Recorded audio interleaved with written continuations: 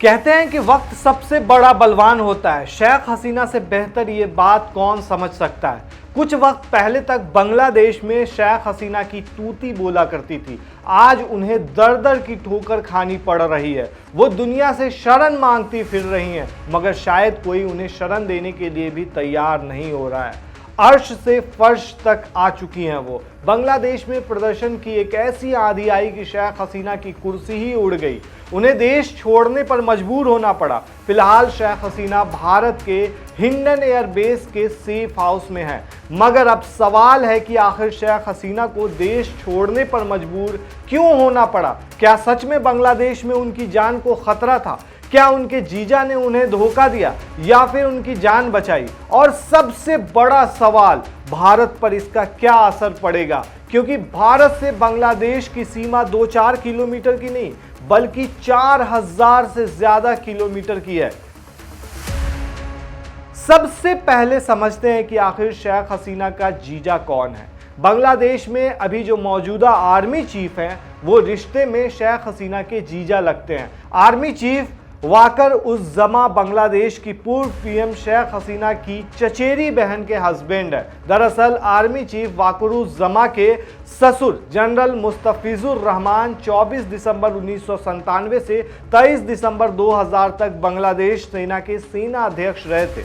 मुस्तफिजुर रहमान शेख हसीना के चाचा थे। वाकर की पत्नी हसीना की चचेरी बहन है। अब बात करते हैं जीजा वाकरुज़्ज़मा ने साली यानी कि शेख हसीना को धोखा दिया या फिर असल में प्रदर्शनकारियों से उनकी जान बचाई। इसे समझने के लिए 5 अगस्त के घटनाक्रम को समझना जरूरी है। सबसे पहले ये जानिए कि 4 अगस्त को बांग्लादेश में प्रदर्शन के दौरान खूब कत्लेआम हुआ। करीब 100 लोगों की मौत हो गई। शेख हसीना के खिलाफ प्रदर्शन बहुत ज्यादा बढ़ते ही चले गए। अब पानी गले तक आ चुका था। 5 अगस्त से शेख हसीना ने पूरे देश में कर्फ्यू का ऐलान कर दिया। इंटरनेट सेवा बंद कर दी। प्रदर्शन को कुचलने के लिए हर संभव कोशिश की, मगर प्रदर्शनकारी मानने को तैयार नहीं थे। शेख हसीना ने सेना और पुलिस को पूरी छूट दे दी, जो करना है करो, बस प्रदर्शन खत्म हो जाना चाहिए। मगर पानी सिर के ऊपर जा चुका था। अब असली खेल को समझिए। 5 अगस्त की सुबह सुबह शेख हसीना के घर हलचल बढ़ गई।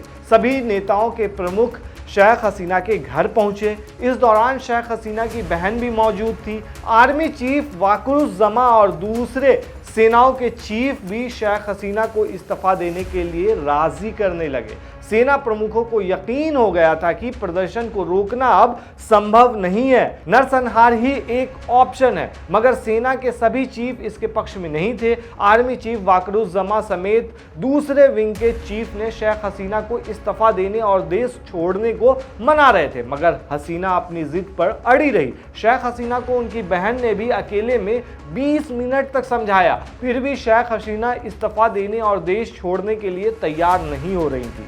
आर्मी चीफ वाकरुज़्ज़मा को डर था कि प्रदर्शनकारी शेख हसीना की हत्या भी कर सकते हैं। किसी तरह वो चाहते थे कि शेख हसीना इस्तीफा दे दें, मगर हसीना मानने को तैयार नहीं थी। इसके बाद आर्मी चीफ ने उसी वक्त हसीना के वर्जीनिया में रहने वाले बेटे सजीव वजेद को फोन किया और कहा कि मां को समझाएं।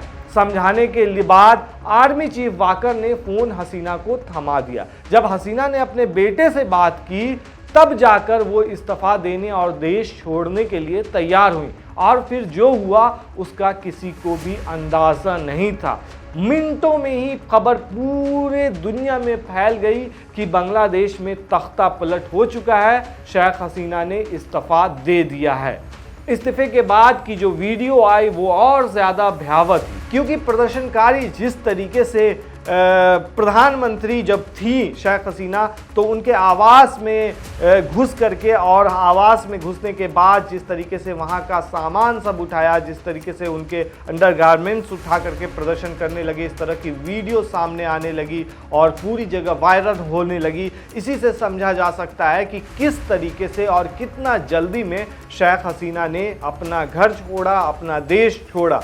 लेकिन उसके बाद सबसे बड़ा जो सवाल पैदा हो रहा है वो ये हो रहा है कि भारत का इस पर क्या असर पड़ेगा।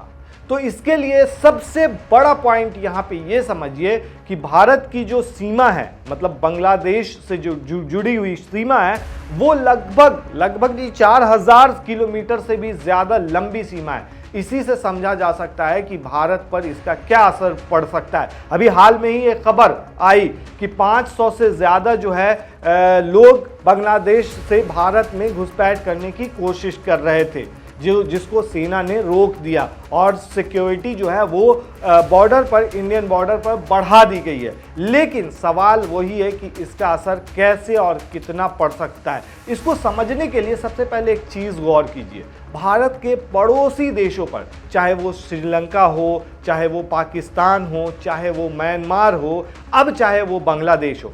श्रीलंका की हालत आप देख लीजिए क्या हुई, वहाँ भी उग्र प्रदर्शन हुए।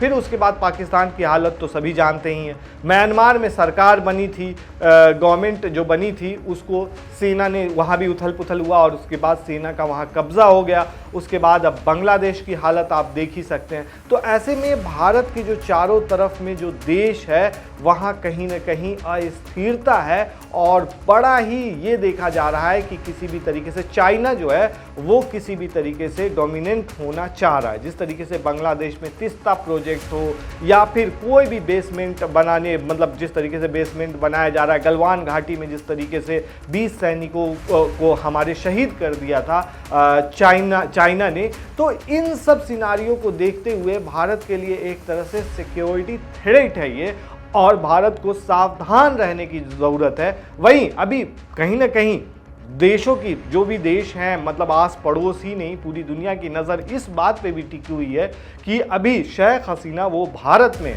अब भारत से वो कहाँ जाएंगी या भारत में ही अभी कुछ दिनों तक रहेंगी, ये अपने आप में बड़ा सवाल है। लेकिन कहीं ना कहीं दुनिया की नज़र भारत पर भी है कि आखिर शेख हसीना को भारत ने शरण दिया है, किस वजह से दिया है और किस तरीके से यहाँ पर जो हालात हैं बांग्लादेश में उसको कैसे निपटा जा सकता है। क्योंकि आप एक चीज़ गौर करेंगे, जब 1971 में बांग्लादेश आज़ाद हुआ था तब उसमें सबसे ज़्यादा अहम रोल अगर किसी का था तो वो भारत का था। तो भारत अभी सबसे पहले यही चाहेगा कि किसी भी तरीके से बांग्लादेश के अंदर एक स्थिर सरकार आए और इसमें जो है किसी भी देश का, चाहे वो चाइना हो या कोई और देश हो, उसका हस्तक्षेप कम से कम हो, ताकि भारत के लिए भी ये एक तरह से सुकून का माहौल हो सके। आसपास के देशों में नहीं, कम से कम बांग्लादेश से जैसे रिलेशन थे भारत के, तो एक तरह से भारत के लिए ये अच्छा खबर हो सकता है कि अगर भारत अगर इसमें हस्तक्षेप करे और